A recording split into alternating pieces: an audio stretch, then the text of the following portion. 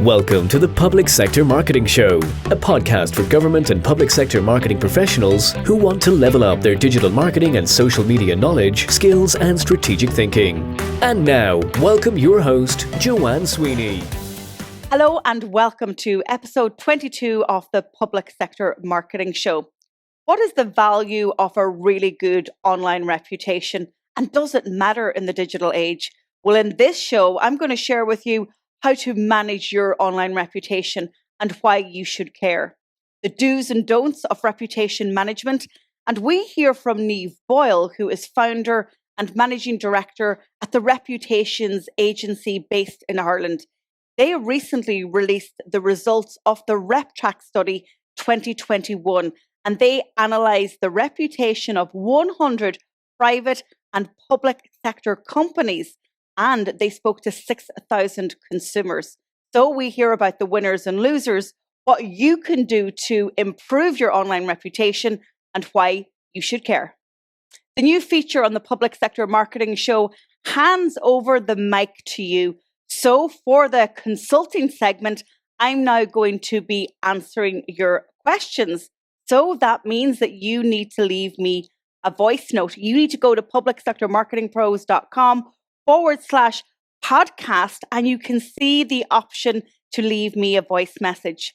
You get to ask a question, anything around public sector marketing, digital marketing, or social media. I'll take your question and I will give you free consulting advice right on this show.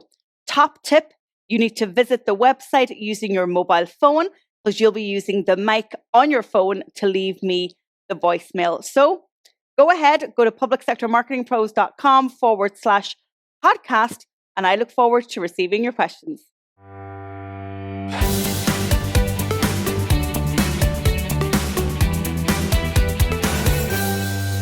If trust and transparency is the number one currency in the digital age, then reputation management has to be a close second. Before we had the world of digital, the internet, social media, websites, blogs, and forums, government and public sector agencies were managing their reputations by engaging in really strong and proactive media relations, having a really good PR strategy, even a corporate comm strategy, making sure that senior leadership got on air, on telly, and in print when they needed to. And I guess the media was your only obstacle, perhaps, in terms of communication and good communication. Things are a little bit more tricky now. Communications is more sophisticated. The control of communications is more difficult. And we also have the added voices of your citizens. And they now play a key role in your online reputation.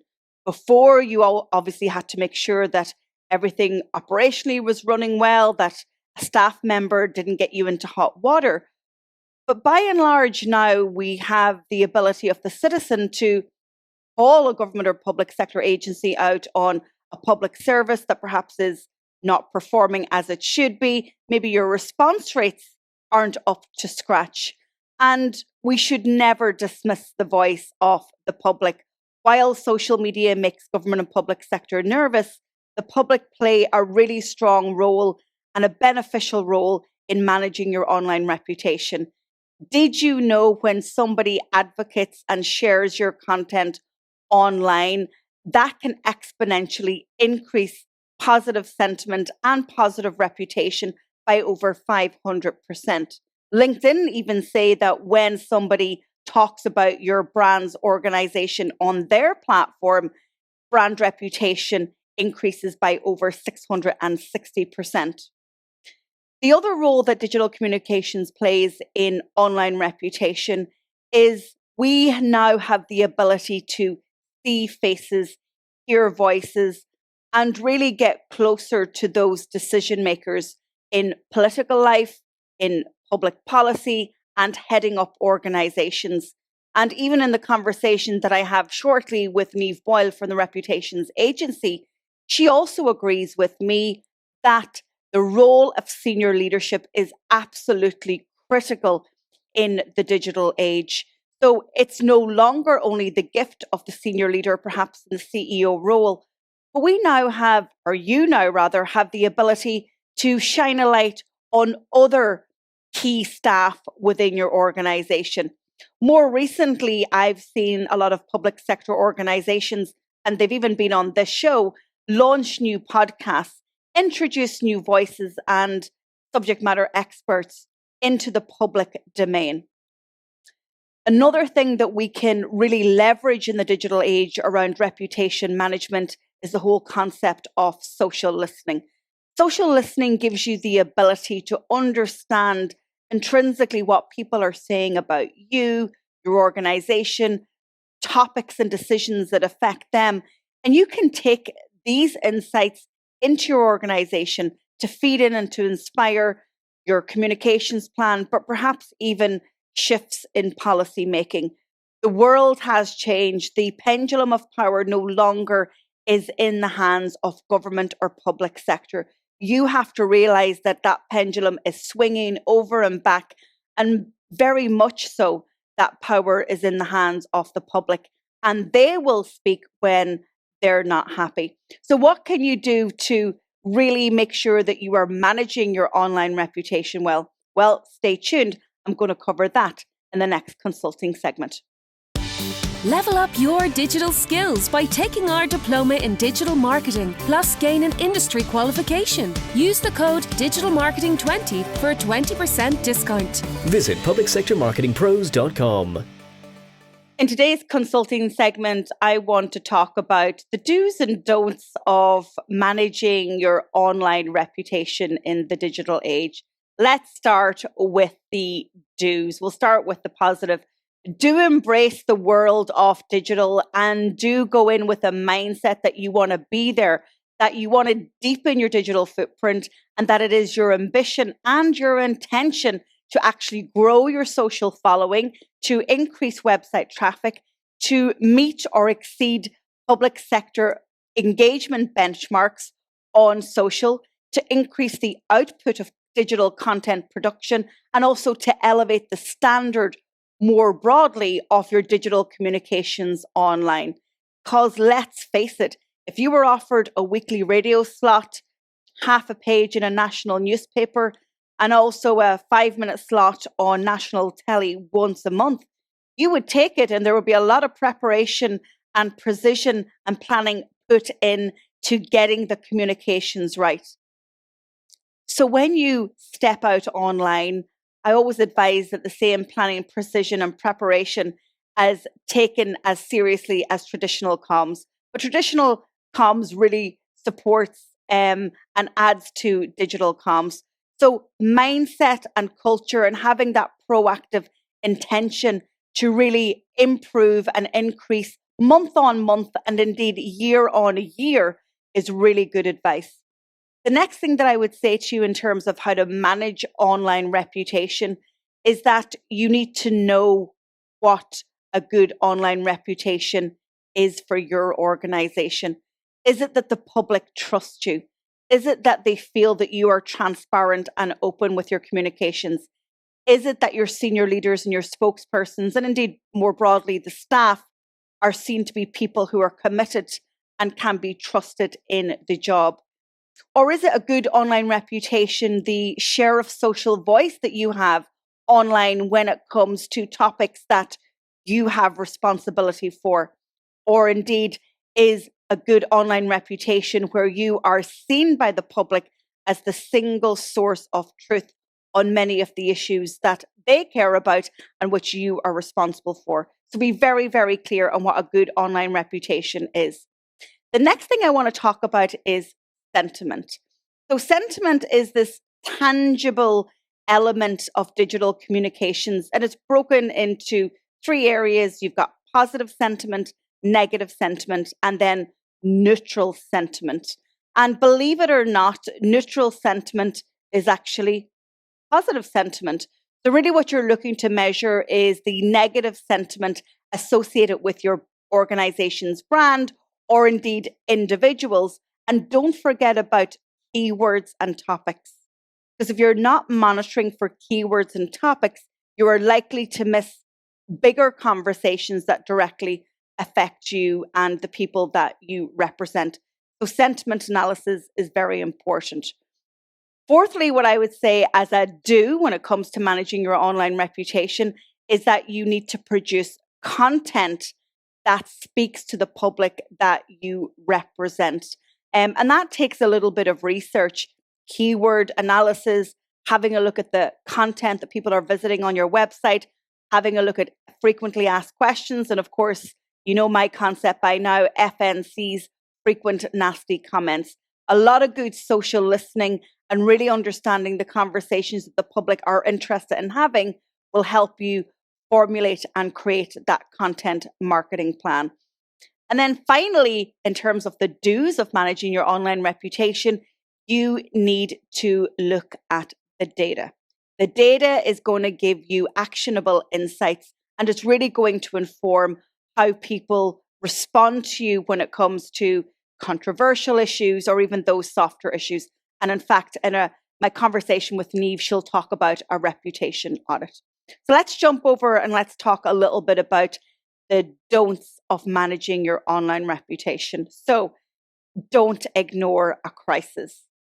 If a crisis blows up online and you're trying to put that fire out, one sure way not to be able to put it out is to ignore it. I would always advise my clients to hit a crisis head on. And that doesn't necessarily mean going out all guns blazing and taking over the internet. It means having a more considered and discerning approach to it. But certainly it's not to ignore the issue, because even if you're not speaking about the controversial issue that has blown up online, everybody else is going to be talking about it. And with that, your reputation is going to be hopefully not irreparably damaged. The next don't is do not go on the defense and get angry. You are, and government and public sector are often in the firing line and are often severely critiqued. And again, sometimes people can play the person and not the issue and get personal, but you need not respond in an aggressive or a defensive way.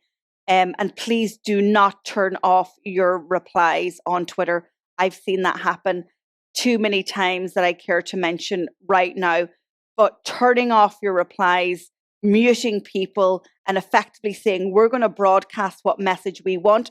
We don't actually care what you have to say. Do not do that. But be prepared to respond and to step out. And then the final don't that I can give you around online reputation is don't ignore it. Understand that it is something tangible. We know the old saying, the old adage, reputation, you can't buy a good reputation, but losing it may cost you everything. And it might take years to win back. You're not in business. Your share price isn't going to drop. You're not going to lose customers perhaps, or be financially affected by it, but public trust will definitely be affected. And that can take years to win back.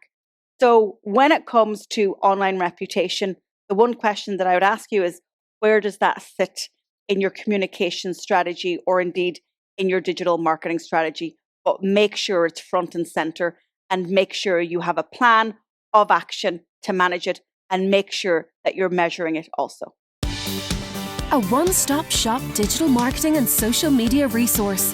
Join our membership academy for 12 months. Access a library of how-to videos, template strategies, and organizational policies. Monthly live coaching. Attend webinars with subject matter experts. Meet and network with public sector pros from across the world. Use the code MEMBERSHIP20 for a 20% discount. Visit publicsectormarketingpros.com. I've now got a great interview with Niamh Boyle, who is the founder and managing director of the Reputations Agency based here in Ireland and based in Dublin. Niamh and her team authored the RefTrack 2021 study, and those results were published recently. And what the study does is it's based on the perceptions of over 6,500 members of the public, and was completed over a 3-month period. And the study measures the level of trust, respect, admiration, and esteem that the public has for 100 organisations in this country, crossing the public and the private sector. So in this conversation, I ask Niamh about the role of online reputation in the digital age, and she shares the criteria, the methodology, and the formula of her study, and also gives some brilliant insights into how you can manage your online reputation in the digital age. Niamh, thank you so much for joining me on the Public Sector Marketing Show. Oh, I'm delighted to be here, Joanne. Thank you. So listen, I've been watching the RefTrack study for a couple of years now, and I love it. But for our listeners and our viewers, can you give us a brief overview of what the study is, your methodology, criteria, and actually how and when the field work was undertaken for the 2021 report? Sure. Okay. So this is the 12th year that we've been running the Ireland RefTrack study. And it's a huge study. It measures the reputation of 100 of the largest and most important and most familiar organisations in Ireland, amongst over 6,500 members of the public. So it's a very, very large and significant study. And it's a totally independent study. The study is carried out online. We use about 100 metrics to study each of these organizations' reputation and brand and sense of purpose and the degrees to which people trust and hold these organizations in high esteem, and the kind of emotional connection that they have with them, but also how they perceive them very rationally as well. It covers about 18 different sectors, and we have in and around 25 organizations who are in the public sector or semi-state commercial arena. So we've been studying those organizations for many years at this stage. And so how are these public perceptions formed, and how important is online media informing these perceptions? Well, we know that reputation is built in three very clear ways.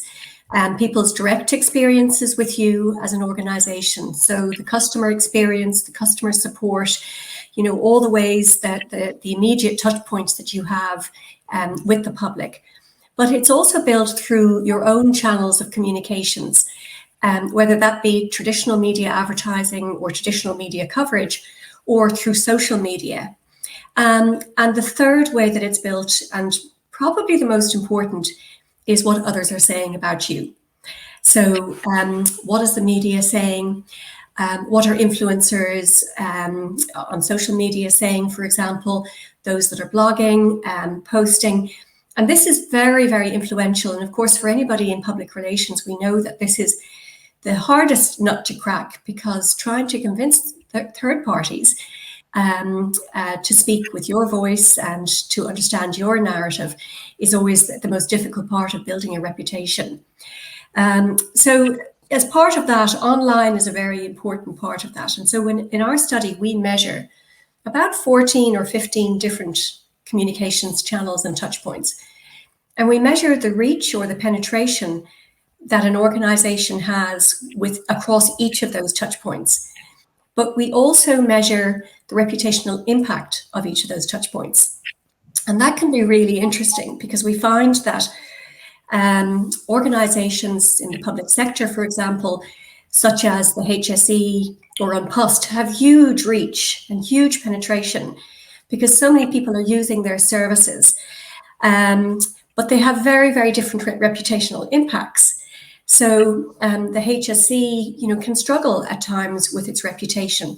It can do an amazing job on the one hand, but on other times it can have struggles and challenges. And so the reputational impact of its reach isn't quite as strong, whereas an organization like An Post has huge reach, but has very strong reputational impact because people really respect and trust the work that it does. So we measure this for ESB, Borbia, Irish Water, very many organizations. And we also look at the impact of each of these channels, as I said. And online is really interesting because the reach from organizations' social media posts may not be particularly high. It's usually less than half of the reach of traditional media advertising, for example. However, it can have much stronger reputational impact. So when we look at the difference between those who have seen an organization through their social media advertising or their social media posts, or even others posting about them, it tends to have a higher or better reputational impact, which means that those who have seen those posts tend to have higher reputation perceptions. And of course, that makes a big difference then to the degree to which people will support you, purchase your products, recommend you, work for you, etc. So looking at the online versus traditional is a really interesting piece of work. But of course, we'll always recommend that organizations use a whole mix of channels, because that's the most effective way to reach the public. And of course, you are the reputations agency. So this is your field of expertise, and you work with very many clients in Ireland. But talk to me a little bit about how practically you support them in understanding, protecting, and building their organization's reputation. Yes, of course. And it's something we're very passionate about. And of course, when I set up the agency, how many years ago? Gosh, maybe 17 years ago, reputation was right at the heart of everything that I wanted to work with. Because at that stage, everybody was talking about brand and products and services, but I felt very strongly that we needed to talk about the whole corporate reputation and the whole corporate entity. And that means it goes well beyond communications and marketing. It's cross-functional. Everybody in the organization needs to be thinking about reputation and their impact on the reputation of the organization. So over the years, we've worked with about 60 different clients, and I think we've produced close to 300 custom reports in that time, which really help our clients to understand their reputation very deeply. And in that time, it's been brilliant to see so many of our clients really drive their reputation forward in that period, and also drive market share forward and drive support forward. So it helps with their business. So what we do practically is that we carry out reputation audits for our clients right across their stakeholder groups. It could be the public, it may be key influencers, it may be media, it may be government, their customers, their business partners, their employees, etc. And we use a model called the RefTrack model. And that model allows us to build a framework for reputation. So it helps us to break reputation down into all of its component parts, to understand how an organization is performing across each of those components, but also to understand which of those components are actually driving their reputation, which are the most important in driving reputation, because you can't do everything. So if you understand that being environmentally responsible is a big driver of my organization or my sector's reputation, then you know that you need to move forward on that. So we break it down into all of those parts, we build it back up again, then we understand what the drivers are, and we give strategic advice about what are the 4 or 5 or 6 things that this organization really needs to do to leverage and protect and build its reputation. And in many cases, then we will help the organization to build that reputation strategy out, and then to implement that strategy. But it totally depends on what the needs of the organization are. So yeah, we love to work with our clients, and we've been working with some, for nearly 12, 14 years at this stage. So a long relationship with many of them. So you focused on leadership as a driver of corporate reputation and the roles of leaders in communicating about their organization. How important is this for leaders in government and public sector bodies? And of course, often the challenge is perhaps they're pretty skilled in traditional comms and media, but stepping out online can be difficult. So was leadership and corporate reputation and comms central to the study? Yes, and I mean, this year in particular, leadership was so important because it's been an incredibly challenging year. However, it was an unprecedented opportunity for leaders to really stand up and to stand out. And so during this time, leaders of many different organizations, whether it's government or a public sector or a semi-state commercial body, had to take the right tone. They had to respond to their stakeholders during this crisis. And now they have to lead organizations and people out of this period of great uncertainty and into a little bit more certainty. we strongly believe that leaders can be a very important conduit for enterprises to communicate and to build reputation, because the leader is in this amazing position that they can communicate about their organization, not just about their products and services, but about how innovative they are. They can communicate about the workplace. They can communicate about their citizenship programs, where their organization is going, what their vision is for the future, and how they're performing. So they have this ability to be able to talk about all those big drivers of reputation. And if a leader can develop the skills to communicate very openly and authentically and transparently, they can really help to win the minds and hearts of their stakeholders. And not every leader knows how to do that instinctively. Many do, but not all of them do. So we do a lot of work with leaders just to help them to bridge that gap of bringing that vision that they have for the future out to their stakeholders. And we help them to build their reputation and to build the organization's reputation. I mean, it's not about building the CEO's reputation, it's about building the organization's reputation and helping people to really trust that organization and trust where it's going in the future and understand where it's going. So it's been a very important time for leaders to stand up, but many leaders have done a wonderful job during this time in doing that. And online communications are an extremely important tool to be able to use both personally as a leader. You know, we see amazing leaders like Niall Gibbons, CEO of Tourism Ireland, who was actually the winner of our social CEO leadership award last year. And he's a wonderful leader across social media. He works so hard to communicate about Ireland internationally and builds that footprint for Ireland internationally. Tara McCarthy from Borbia would be another great leader who understands how to use social media as well. And there are many others. Katrina Halloran, Microsoft Ireland, the head of LinkedIn in Ireland, obviously is really excellent at using her LinkedIn tools. So there are leaders who know how to use social media. It doesn't take a huge amount of time. It takes thought, though, and care, and to make sure that you're always representing your organization and not yourself. And do you think that a better reputation directly translates into better output and performance from a customer or from a public service point of view?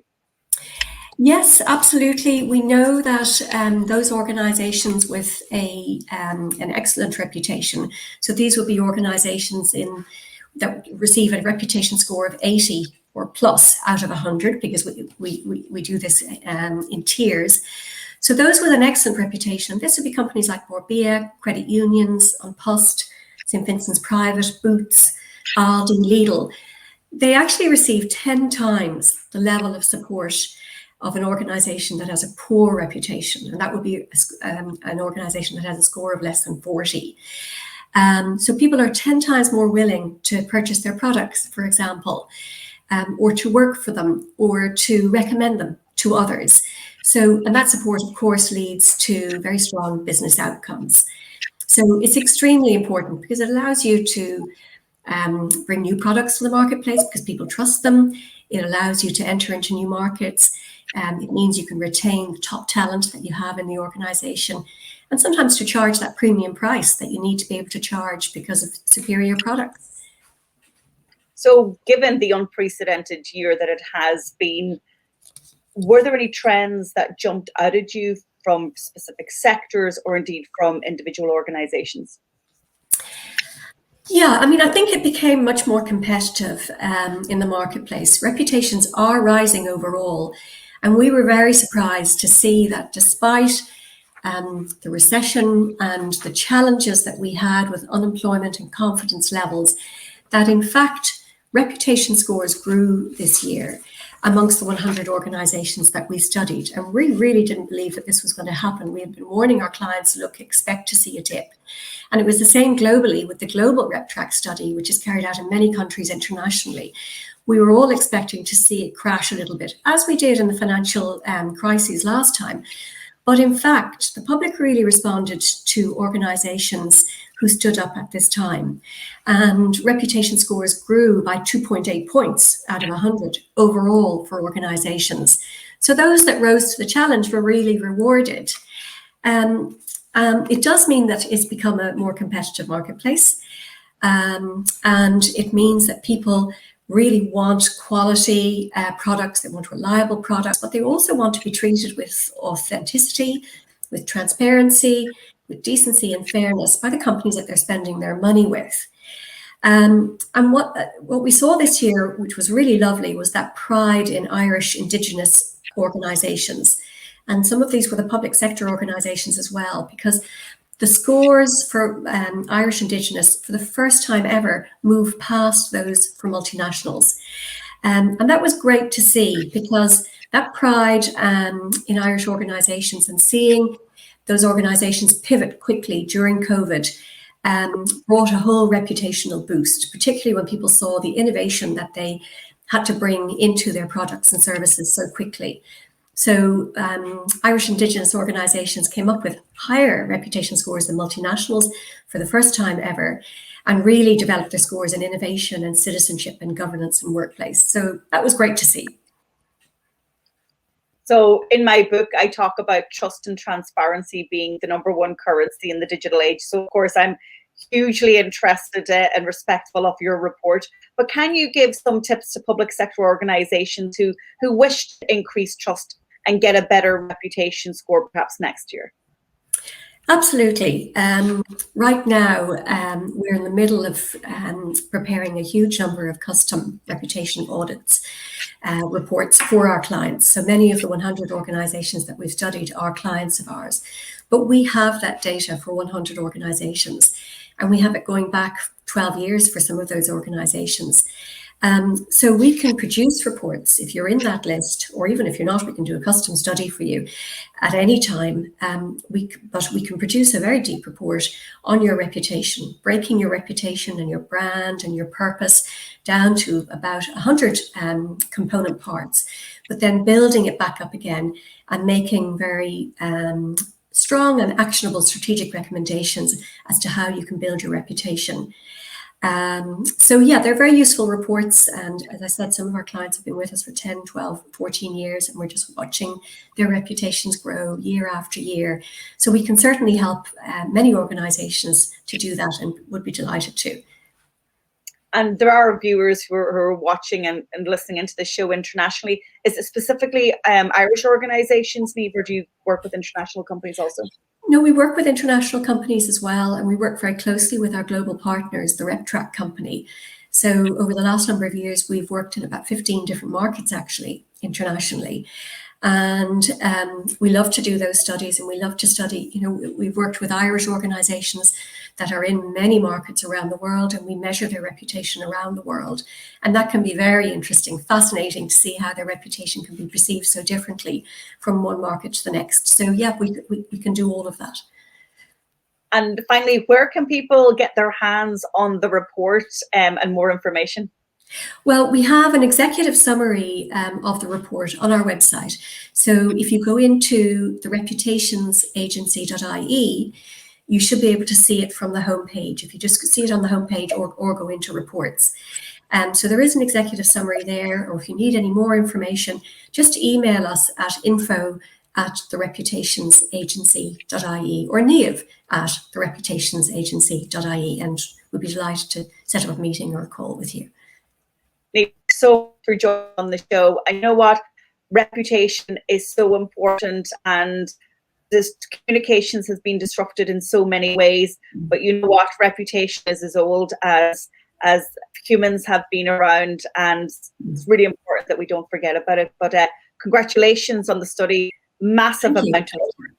And I'm going to link the study, the executive summary. I'll put a link in the blog post associated with this show. So thanks a million. That would be great. Thank you very much, Joanne, for the opportunity. And I hope that your listeners find the piece interesting. Thank you very much. Level up your social media skills by taking our diploma in social media, plus gain an industry qualification. Use the code SOCIALMEDIA20 for a 20% discount. Visit publicsectormarketingpros.com. Thank you so much for tuning in to episode 22 of the Public Sector Marketing Show. The show is getting some really good reviews. And if you enjoy it, I'd really appreciate if you could share it with one public sector pro you know, because then I'll have exponential growth. Of course, you can find the show on YouTube and on Facebook, and you can subscribe on your favorite podcast platform if, like me, you are an enthusiastic podcast listener. I also have the RefTrack study mentioned by Niamh in our interview on the blog post associated with the podcast. You can head over to publicsectormarketingpros.com/podcast and look for episode 22. Until the next episode, stay digital. Thank you for tuning into this episode of the Public Sector Marketing Show. This episode has ended, but your digital journey can continue. Head over to publicsectormarketingpros.com to access resources and links mentioned in today's show and to connect with Joanne and her team. Until the next time, be sure to subscribe, rate and review on your favorite podcast platform.